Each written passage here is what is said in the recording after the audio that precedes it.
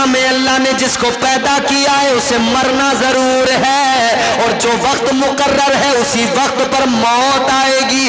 کوئی نہیں بچ سکتا، کوئی شہنشاہ ہو، کوئی طاقتور ہو، بادشاہ ہو، امیر ہو، غریب ہو، فقیر ہو، قلندر ہو، کوئی بھی ہو، عالم ہو، واعظ ہو، جو دنیا میں آیا ہے اسے دنیا سے جانا ضرور ہے، موت ضرور آئے گی. بلبل سدرہ میرے آقا کی بارگاہ میں آئے، عرض کرنے لگے، قال جبریل علیہ السلام یا محمد صلی اللہ علیہ وسلم عش ما شئت فإنک میت وأحبب من شئت فإنک مفارقہ واعمل ما شئت فإنک مجزی بہ.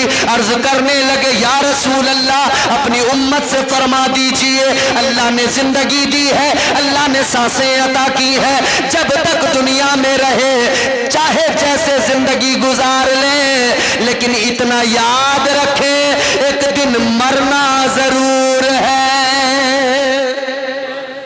موت ضرور آئی. اللہ نے فرمایا کل نفس ذائقۃ الموت، ہر نفس کو موت کا ذائقہ چکھنا، جو وقت مقرر ہے اسی وقت پر. فرمایا اللہ نے قرآن مجید میں، اللہ فرماتا ہے اذا جاء اجلہم لا یستأخرون ساعة ولا یستقدمون. اللہ نے فرما دیا، قرآن اعلان کرتا جس کا وقت آ گیا، جب موت کا وقت آتا ہے ایک لمحہ آگے نہیں ہوتا، ایک لمحہ پیچھے نہیں ہوتا، مقررہ وقت پر موت آ جاتی ہے. کون آتا ہے؟ عزرائیل، موت کا فرشتہ، ملک الموت. عزرائیل ہر کسی کے پاس آتے ہیں، تیری میری اوقات کیا. عزرائیل تو نبیوں کے پاس بھی گئے، انبیاء کے پاس بھی گئے. حضرت ابراہیم کے پاس جب ملک الموت گئے، کہنے لگے اے ابراہیم پیغمبر سنو، اے اللہ کے خلیل سنو، وقت پورا ہو گیا، اللہ نے مجھے بھیج دیا، میں آ گیا روح قبض کرنے کے لیے. حضرت ابراہیم نے سنا تو آپ نے فرمایا میرا پیغام اللہ کی بارگاہ میں پہنچاؤ. کیا پیغام ہے؟ اللہ کی بارگاہ میں کیا کہنا ہے؟ آپ نے فرمایا اللہ کی بارگاہ میں میرا پیغام پہنچاؤ. اے مولا، ایک طرف تو تو کہتا ہے ابراہیم کو دوست بتاتا ہے، ایک طرف تو تیرا اعلان ہے وَاتَّخَذَ اللَّهُ إِبْرَاهِيمَ خَلِيلًا، ایک طرف تو تو مجھے اپنا دوست کہتا ہے، لیکن مولا یہ کیسی یاری، یہ کیسی دوستی، یار کو کبھی یار مارتا نہیں ہے. حضرت ابراہیم نے کہا مولا یار کو یار کبھی مارتا نہیں ہے. تو اللہ کا جواب سنیں، اللہ نے فرمایا میرے خلیل یہ بات تو صحیح ہے کہ تم میرے خلیل ہو. پروردگار نے فرمایا خلیل ہو، میرے دوست ہو، مگر سنو یہ بھی تو یاد رکھو جب یار کے پاس آنے کی بات آئے تو یار کے پاس جانے سے منع بھی نہیں کرتا ہے. بھائی محبت ہے نا. اچھا میں اجازت دے رہا ہوں، اگر جو لوگ تھک جائیں وہ جا بھی سکتے ہیں، میں 10 منٹ 15 منٹ اور آپ کے لوں گا، جسے جانا ہو جا سکتا ہے اگر ضرورت ہو تو. اب سنیں بات میری، موت آئے گی تو موت کا فرشتہ حضرت ابراہیم کی بارگاہ میں، حضرت موسیٰ کی بارگاہ میں جب آیا تب کیا ہوا؟ حضرت موسیٰ علیہ السلام اللہ کے پیغمبر ہیں. حضرت موسیٰ کی بارگاہ میں جب موت کا فرشتہ آیا، کہنے لگا چلیے وقت پورا ہوا. حضرت موسیٰ نے سنا جلال آیا، آپ نے فوراً ملک الموت کے ایک تھپڑ مارا، آنکھ نکل کے باہر آ گئی. موت کے فرشتے کی آنکھ نکل کر باہر آ گئی. حضرت اسرائیل علیہ السلام ملک الموت اللہ کی بارگاہ میں، مولا کہاں بھیج دیا، کس کے پاس بھیج دیا؟ اس نے تو تھپڑ مار دیا، آنکھ نکال دی. اللہ نے اپنی قدرت سے آنکھ کو درست کیا، فرمایا جاؤ میرے موسیٰ کے پاس جاؤ، جا کے کہنا کہ اگر تمہیں اور زیادہ عمر چاہیے نا تو ایک کام کرو، ایک بچڑے کے اوپر اپنا ہاتھ رکھو، جتنے بال تمہارے ہاتھ کے نیچے آئیں گے نا اتنے سالوں کی عمر تمہیں عطا کر دی جائے گی۔ فرشتے نے جا کر اللہ کا پیغام سنا دیا، عمر بڑھا دی جائے گی جتنے بال ہاتھ کے نیچے آئیں گے۔ حضرت موسیٰ نے کہا اس کے بعد کیا ہوگا؟ جب وہ عمر بھی پوری ہو جائے گی پھر کیا ہوگا؟ تو فرشتے نے کہا پھر میں آؤں گا۔ جب وہ بھی وقت پورا ہو جائے گا تو فرشتہ کہنے لگا پھر میں آؤں گا، روح نکالوں گا۔ حضرت موسیٰ نے کہا جب پھر بھی آنا ہی ہے تو چل آ گیا ہے، ابھی اپنا کام کر لے۔ تو موت کا فرشتہ سب کے پاس جاتا ہے۔ اچھا یہاں پر ایک نقطہ بیان کر دوں، حضرت ملک الموت کے حضرت موسیٰ علیہ السلام نے تھپڑ مارا کیوں؟ جس کو اللہ نبوت عطا کرے کہ اللہ اس کو، یہ تو حضرت موسیٰ بھی جانتے تھے کہ ایک دن موت آئے گی، یہ تو انہیں بھی پتا تھا کہ ایک دن دنیا سے جانا، مگر انبیاء کی کیا ہے؟ حضور اعلیٰ حضرت فرماتے ہیں انبیاء کو بھی اجل آنی ہے، مگر آنی کے فقط آنی ہے، ایک آن کے لیے صرف، باقی اگلے ہی لمحے پھر انبیاء کو حیات جاودانی اللہ عطا فرما دیتا ہے۔ اور انبیاء اپنی اپنی قبروں میں محفوظ ہیں، ان کے جسموں کو اللہ نے زمین پر کھانا حرام کر دیا ہے۔ اسی لیے تو ہم کہتے ہیں نا، وہ عاشقوں کی بولی ہوتی ہے نا، ابھی کئی سارے انسیڈنٹ بھی ہوئے ہیں، کئی واقعات بھی ایسے سامنے آئے ہیں۔ وہ شاعر نے بڑی خوبصورت بات کہی، آپ سنتے چلے آ رہے ہیں۔ زمین میلی نہیں ہوتی، زمن میلا نہیں ہوتا، زمین میلی نہیں ہوتی، زمن میلا نہیں ہوتا، محمد کے غلاموں کا کفن میلا نہیں ہوتا۔ وہ تو نبیوں کی شان ہے، نبیوں کا مقام تو یہ کہ اللہ نے زمین پر ان کا جسم کھانا حرام کر دیا۔ یہاں تو غلام نبی کی شان یہ ہے کہ اس کا بھی کفن میلا نہیں ہوتا۔ حضرت موسیٰ نے کیوں مارا تھپڑ؟ کیا وجہ تھی؟ فرمایا گیا حضرت موسیٰ نے اس لیے نہیں مارا تھا کہ تم میری بارگاہ میں اس لیے آیا کہ تم میری روح قبض کرے گا، نہیں، فرمایا ایک نبی کی بارگاہ میں آیا ہے تو پہلے اجازت لینی چاہیے تھی، ادب سیکھ لے، آج سکھایا جا رہا ہے کیونکہ ہمارے پاس آ گیا کوئی مسئلہ نہیں ہے، تجھے آخری نبی کی بارگاہ میں بھی تو جانا ہے۔ حضرت موسیٰ علیہ السلام نے ملک الموت کو مزاج دیا، ہمارے پاس آ گیا کوئی بات نہیں، مگر یاد رکھ لے، ادب سیکھ لے، آخری نبی کی بارگاہ میں جائے گا، ہمارے امام کی بارگاہ میں جائے گا، اللہ کے محبوب کی بارگاہ میں جائے گا۔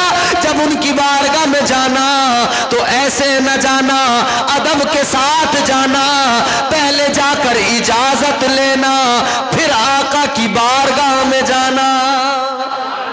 حضرت موسیٰ ادب سکھا رہے ہیں۔ اچھا حضرت نوح علیہ السلام کے پاس جب ملک الموت گئے، حضرت نوح علیہ السلام نے کہا بھی بڑی جلدی آ گئے، کہا حضرت جلدی کہاں گیا میں؟ اچھا حضرت نوح علیہ السلام کی عمر جانتے ہو کتنی ہے؟ 950 سال تو حضرت نوح علیہ السلام نے تبلیغ کی ہے، 950 سال تو تبلیغ ہے صرف، تو عمر کتنی ہے؟ حضرت نوح علیہ السلام فرماتے پوری زندگی اتنی طویل، یہ جو زندگی ہے نا، حضرت نوح علیہ السلام فرماتے پوری زندگی گزر گئی، مجھے ایسا لگا کہ میں ایک دروازے سے کسی گھر میں یا کسی محل میں ایک دروازے سے داخل ہوا ہوں اور اس کے دوسرے دروازے سے نکل کے آ گیا، اتنی طویل زندگی، مگر یوں گیا اور یوں نکل کے آ گیا، ایسا لگا۔ ہماری زندگی کتنی ہوتی ہے بھائی؟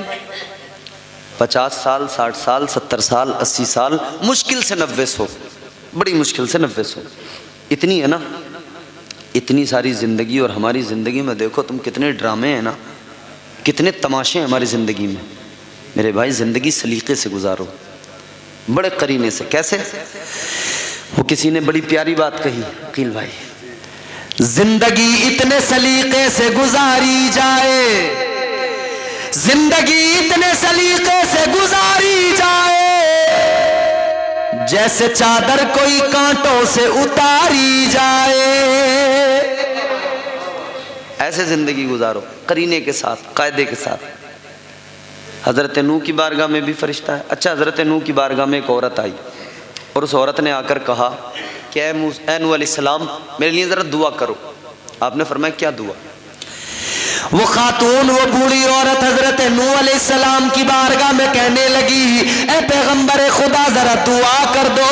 اللہ مجھے بیٹے تو دیتا ہے مگر عمر ان کی لمبی نہیں ہوتی. ذرا دعا کر دو اللہ مجھے اولاد دے، بیٹے دے تو ان کی عمریں بھی لمبی عطا کرے. حضرت نوح نے فرمایا کتنی عمریں ہوتی ہیں؟ تو کہنے لگی اے اللہ کے پیغمبر میرے بیٹوں کی عمریں کسی کی 100 سال عمر ہوتی ہے، کسی کی 200 سال عمر ہوتی ہے. کہتی ہے بڑی کم عمر میرے بچوں کو ملتی ہے. کہنے لگی دعا کرو میرے بچوں کی عمریں طویل ہو جائے. اچھا سوچیں 200 سال کی عمر ہے مگر وہ کہہ رہی ہے کہ کم ہے. ذرا دعا کر دو کہ لمبی عمر. حضرت نوح علیہ السلام نے اتنا سنا تو آپ نے فرمایا اے خاتون تو 200 سال کی عمر کو کم بتا رہی ہے مگر سن لے. حضرت نوح علیہ السلام نے فرمایا ایک زمانہ ایسا آئے گا، ایک امت ایسی ہوگی کہ ان کی عمریں بڑی مختصر ہوں گی، بڑی کم عمریں ہوں گی. کہنے لگی کتنی ہوں گی؟ آپ نے فرمایا کسی کی 50، کسی کی 60، کسی کی 70، کسی کی 80، مشکل سے کوئی 100 کے پار نکلے گا. اتنی چھوٹی عمریں ہوں گی. تو وہ کہنے لگی اے پیغمبر خدا اتنی کم عمریں ہوں گی تو وہ لوگ کیا کر پائیں گے؟ کچھ بھی نہیں کریں گے، نہ گھر بنا پائیں گے، نہ مکان بنا پائیں گے، نہ زمینیں خرید سکیں گے، کچھ بھی نہیں کر پائیں گے. حضرت نوح علیہ السلام نے سنا. آپ فرمانے لگے او خاتون سن لے، وہ جو امت ہوگی اس زمانے کے لوگ جو ہوں گے ان کی عمریں تو کم ہوں گی مگر گھر ایسے بنائیں گے، محل ایسے بنائیں گے کہ ان سے پہلے ایسے محل کسی نے نہیں بنائے ہوں گے. کہتے ہیں کہ اتنی سی عمر ہوگی مگر یہ سب کچھ کر لیں گے. اس میں گھر بھی ایسے عالی شان ہوں گے کہ ان سے پہلے کسی نے بنائے ہی نہیں ہوں گے.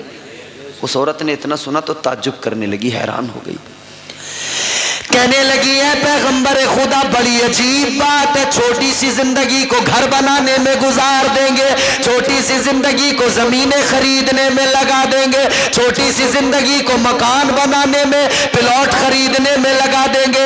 اے نوح علیہ السلام میں حیران ہوں، چھوٹی سی زندگی اتنے کام کریں گے، سب کچھ کریں گے مگر میں سمجھ نہیں پا رہی کہ اپنے رب کو کب راضی کریں گے.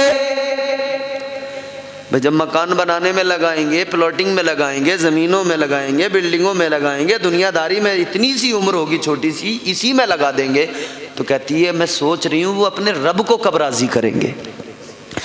کہنے لگی ہے پیغمبر خدا حضرت نوح علیہ السلام اتنی چھوٹی سی زندگی ان سب کاموں میں جب گزار دیں گے رب کو کب راضی کریں گے. کہنے لگی اے پیغمبر خدا اگر مجھے پتہ لگ جائے میری عمر 50، 60، 70 ہونے والی ہے، کہتی ہے میں کوئی زندگی میں دوسرا کام ہی نہ کروں، ساری زندگی سجدے میں سر رکھ کر اللہ کو راضی کرنے میں گزار دوں.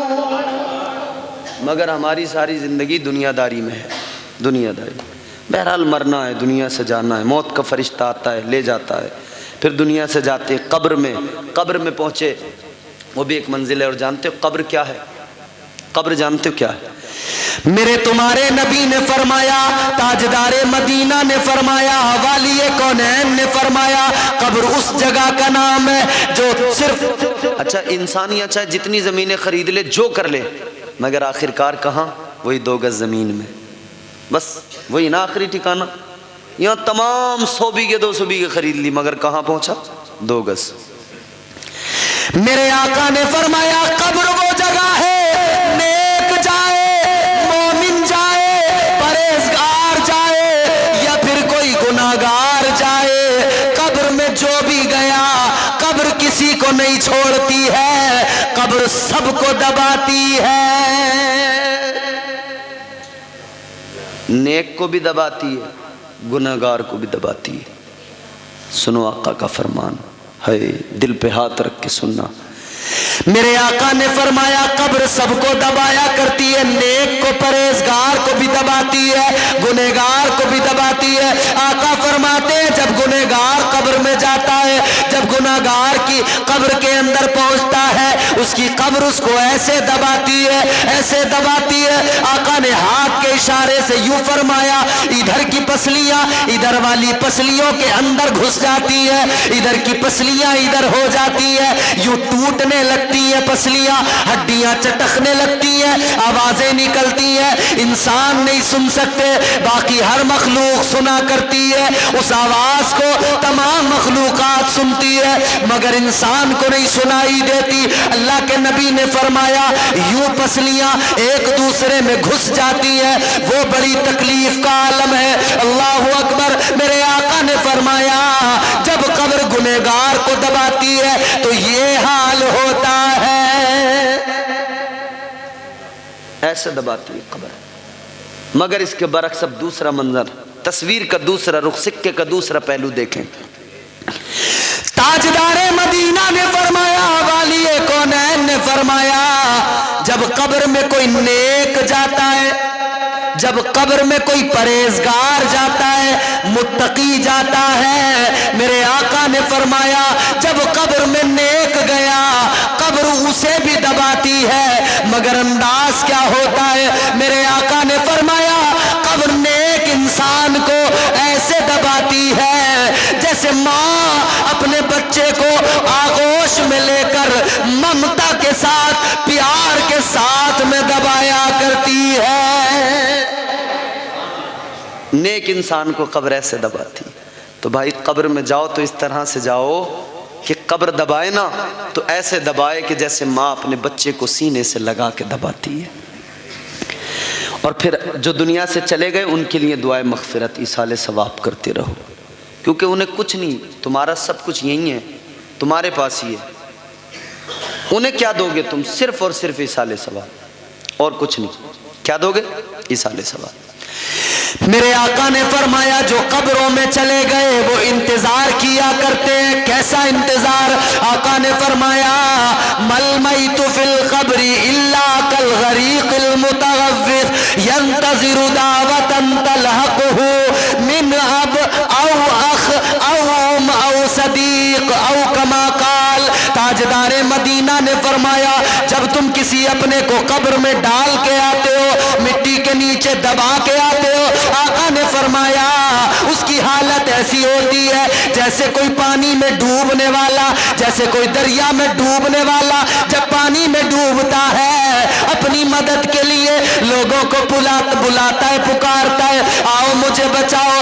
آقا فرماتے ہیں یہی حالت اس کی بھی ہوتی ہے. آقا فرماتے ہیں وہ قبر کے اندر انتظار کیا کرتا ہے. یا رسول اللہ کیسا انتظار؟ کس چیز کا انتظار؟ کیا دولت کا انتظار کرتا ہے؟ کیا بینک بیلنس کا انتظار کرتا ہے؟ آقا نے ایک جملے میں بات کو ختم کیا. میرے آقا نے فرمایا ینتظر, انتظار کرتا, دعوتن, کسی اور چیز کا انتظار نہیں کرتا, وہ تمہاری دعاؤں کا انتظار کرتا ہے. اور اگر دعا کی جائے تو کیا ہوتا ہے؟ آقا نے فرمایا فانزل اللہ تعالی علی اہل القبور کامثال الجبال من دعاء اہل الدنیا. میرے آقا فرماتے ہیں اللہ تبارک و تعالی زندوں کی دعاؤں کی برکت سے مرنے والے کی قبر کے اندر پہاڑوں کے برابر نور نازل کر دیتا ہے. کتنا نور؟ کتنے بڑے ہوتے ہیں پہاڑ؟ بڑے ہوتے ہیں نا, اتنا نور. جب قبر میں نور آتا ہے تو وہ مردہ دیکھتا ہے یار میری قبر میں تو نور نہیں تھا, اندھیرا تھا, یہ کیسے اتنا اجالا ہوا, یہ کیسے اتنا نور. وہ کہتا ہے من این لی ھذا, اے اللہ یہ نور کہاں سے آیا؟ میری قبر میں اندھیرا تھا, تاریکی تھی, لیکن یہ نور کہاں سے آیا؟ اب ماؤں کے وفادار بیٹے سنے، حنیف بھائی نے اپنی ماں کے ایصال ثواب کے لیے محفل سجائی۔ حدیث کا ٹکڑا سنو، میرے آقا نے فرمایا ادھر کوئی بچہ اپنی ماں کے لیے دعا کرے، ادھر کوئی بیٹا اپنے باپ کے لیے دعا کرے۔ جب قبر میں نور آ گیا تو اس نے کہا من این لی ھذا، مولا کہاں سے آیا؟ اللہ فرماتا ہے ولد میرے آقا فرماتے ہیں جب قبر میں نور آیا تو وہ کہتا ہے مولا کہاں سے آیا؟ اللہ فرماتا ہے بے استغفار ولدک لکا، اللہ فرماتا ہے تو نے جو دنیا کے اندر اپنا بیٹا چھوڑا تھا، آج تیرے بیٹے نے ہاتھوں کو اٹھایا، تیرے لیے دعا مغفرت کی ادھر اس نے دعا کی، ادھر رب کی رحمت کو جوش آ گیا، اللہ نے تیرے گناہوں کو معاف کر دیا اور تیری قبر میں اجالا کر دیا ہے۔ تو ہر وفادار بیٹے کو چاہیے کہ اپنے ماں باپ کے لیے کیا کرے؟ زور سے بولو، ایصال ثواب، دعائے مغفرت ہمیشہ کرتا رہے۔ اللہ نے پیدا کیا ہے، پھر اسی زمین میں واپس ملنا ہے، تیاری کرو میرے بھائی، اور پھر اس کے بعد میں اسی زمین سے یوم حساب میدان محشر اٹھایا جائے گا۔ آج الحمدللہ عقیل بھائی کی موجودگی میں تقریر بھی ماشاءاللہ، میرا خیال ہے میرے پاس گھڑی نہیں، موبائل نہیں جو ٹائم دیکھ سکوں، تو وہ کام چلتے ہی چلا گیا، شاید کافی لمبی تقریر ہو گئی نا، لیکن ماشاءاللہ آپ نے سنی۔ اللہ تعالیٰ آپ سب کو سلامت رکھے، بہت اچھا سنا آپ نے۔ اللہ تعالیٰ آپ سب کی عمروں میں بے پناہ رحمتیں برکتیں نازل فرمائے اور خیر و عافیت کی زندگیاں اللہ عطا فرمائے، اور پروردگار عالم کی بارگاہ میں دعا کرتا ہوں کہ اللہ مرحومہ کے درجات کو بلند فرمائے، جنت میں اعلیٰ مقام عطا فرمائے۔ استغفر اللہ ربی من کل ذنب و اتوب الیہ۔ بلند آواز سے کلمہ شریف پڑھیں، لا الہ الا اللہ محمد الرسول اللہ وما علینا الا البلاغ۔ السلام علیکم ورحمۃ اللہ۔